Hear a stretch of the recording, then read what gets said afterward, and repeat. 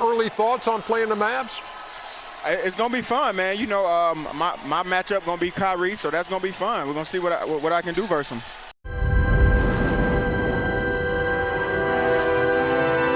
Kyrie is a shaman of death. He is a master of the mystic arts, a sorcerer supreme. He needs to change his name to Gandalf Irving or Kratos Irving. Edwards can have me when he earns me. Watch him, look. Oh! He's a graceful warlock. I need befitting music. Yes, most exquisite. This is some bourgeoisie shit. Medici Irving.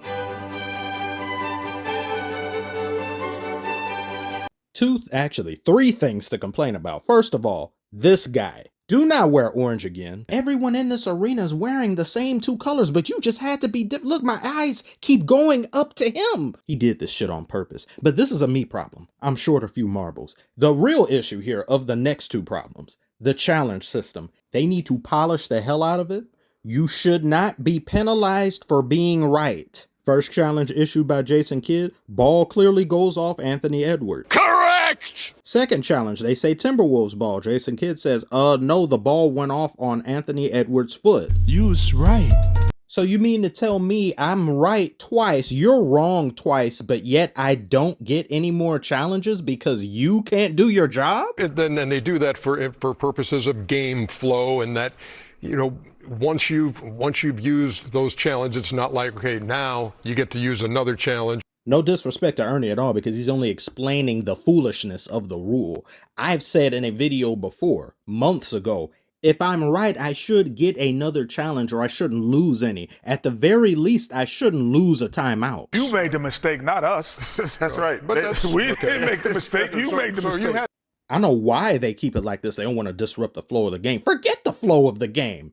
I flushed that down the toilet. Don't continue the game and be wrong. I'd rather the game to be right and slow than fast and wrong. And then issue number 3. These camera angles are so trash. The NBA has some of the worst camera angles in all of sports. You mean to tell me in this huge arena, there's not multiple cameras transfixed on one position where we can get at least 5 different separate viewpoints instead of the 2? How many times have you guys watched a game and the announcer say, oh yeah, that looks like it's out, but then that very next angle, oh, well, actually, that's a different angle, I don't know. And there's only those 2. There's not a third, it's just those 2. Or they mention a player doing something great in a key possession and then they start peering into the audience. Put him on the fucking camera! Those things send me spiraling into rage. But this game didn't. This game was cinema. This game was great. It was fantastic. I did not know who would win. The majority of this game, I had no idea. It could have gone either way. It was close throughout. The momentum kept shifting. You even had blood drawn. But Luke Skywalker was completely unbothered. All that for a drop of blood. The game slowed down drastically in the back end, and it started to become the question of who would be the star of either respective team that was going to step up and send this home. But the Mavericks looked at that and said, star? Why are we talking singular? Let's talk plural. Kyrie torched them in the beginning, then passed it to Luka to torch them in the end. You're not that guy, pal. Trust me. You're not that guy. I noticed how gassed Ant looked in the fourth quarter, and they were remarking on it too. It was like, oh, he's really looking just out of it. He is tired. And I was thinking, you can't be tired. You're 22, damn near 23. You've got this 32-year-old warlock and Kyrie running all over the court like he's Curry without the ball in his hand, just being a threat where you got to constantly keep your eye on him. You cannot get tired when we need you most. Now, that isn't to ignore Kyrie was putrid in the fourth quarter. He didn't make a shot. He was 0 of 6. And had they have lost this game, you would have had people kind of tempering what they were saying about Kyrie because of his first half being so tremendous and amazing and sensational. You got to show up when we need you most. Thankfully, Luka was here. Luka had 15 points. He went on a 7-0 run by himself. When he made a mid-range, then it was followed by another, then he made a 3. It's like, this guy, it's bad. His meter has been turned on, and he is on fire. Just like in 2K, that red flame is normal. Do something about him. And you had PJ Washington. PJ Washington has done so many great things.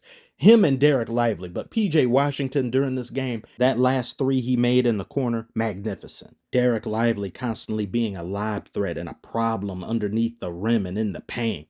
He and others were being fed by Luka Doncic delivery service. He was facilitating everything, setting so many different people up. They had to do something to neutralize the three-pointer from Dallas, and they were able to do that. They didn't shoot really well this game at all, but they were attacking the paint, and it seemed like the Timberwolves didn't have a response for that. They kept doing drop coverage, but there were different instances where Rudy Gobert was late getting there, or they were able to dish it underneath to somebody who's just in and around the area near the rim, and then they would just be able to supplant that or ignore it. I'm actually surprised Anthony Edwards only had 19 points. It felt like he had at least 25, because it seemed like whenever there was a three-pointer, he made one or two of them. I was like, my God, you like that?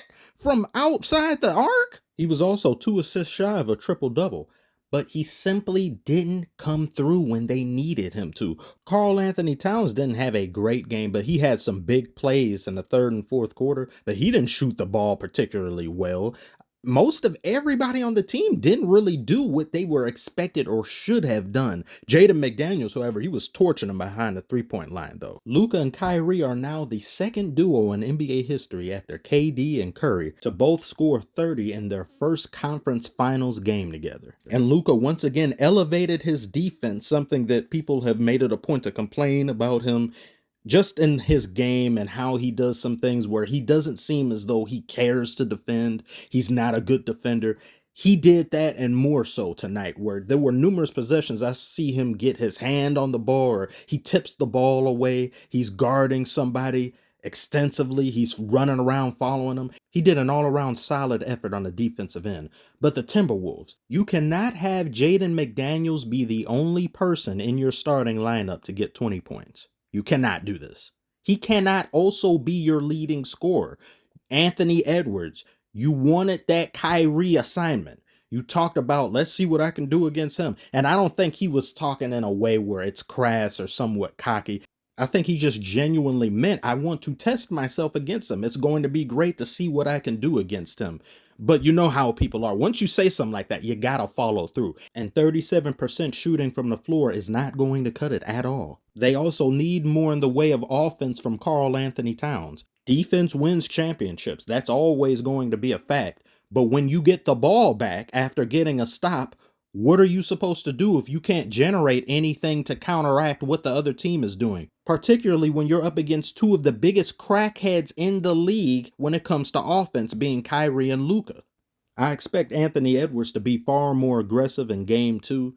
He showed way too much passiveness. He made some big-time shots, but they came few and far between when the Mavericks were going on a run. He did definitely help accentuate and inflate what was going on the offensive end for the Timberwolves, but you need to be the guy to take over and take control if that's who you're being billed as.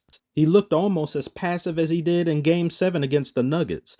There's a lot of people putting a lot of huge expectations on him with the Jordan this and that and something. Like, they're setting him up to fail. I have made some comparisons in him just on the way he shoots the ball, his turnaround, fade, and all of that. Like, there are definite comparisons in how he carries himself too. And his personality is refreshing in a league that a lot of people have been calling soft, myself included, numerous times. He brings back some of the feelings that a Kobe and a Jordan gave you. There's not too many players that give you that feeling. Not in play, but I'm talking about in the mentality. It's been Jimmy Butler? And now we got Anthony Edwards. So I know why people will hold him into a different regard and they'll kind of be biased towards him. But if you're going to be the star of this team, I don't care how old you are, being where you are right now in the Western Conference Finals, you have to step up. You have to do better. And that goes for others as well, but primarily him being the torchbearer for the team. But I want you all to tell me below, what did you think about this game? To me, this was one of the best games so far in the playoffs. I've said that about 2 or 3 other ones, but this is definitely up there with them. I should have seen the entertainment value from farther away, because when you got Kyrie, Luka, and Anthony Edwards and just this Timberwolves squad, this is a box office matchup. And I know some of you may be thinking, what happened to the Pacers and Celtics game?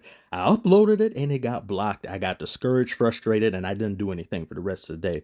But we will try to get game 2 in every game forward, including this series. So once again, thank you all so much. Like, subscribe if you're new. Share your thoughts on who you have going to the finals as well, and I will see you on the next one.